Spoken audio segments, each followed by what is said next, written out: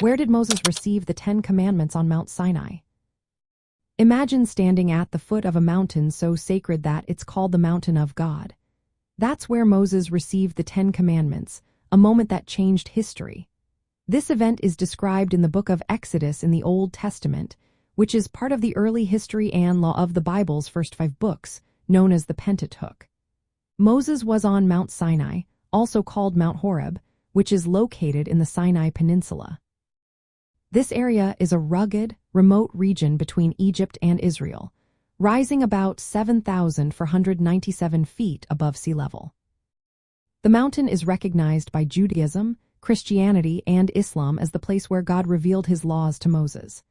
At the foot of the mountain, there is St. Catherine's Monastery, built in the 6th century AD, which has long been a pilgrimage site.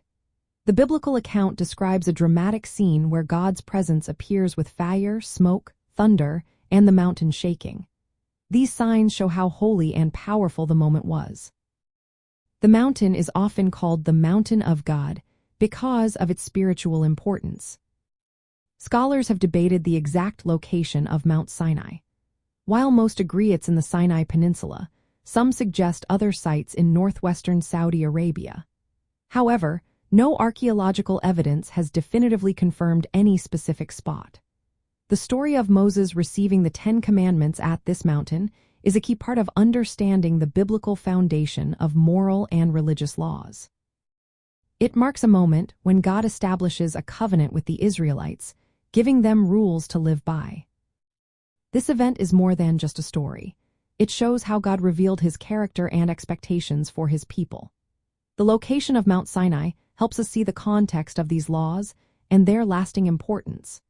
It reminds believers today that obedience to God's commandments is rooted in divine authority.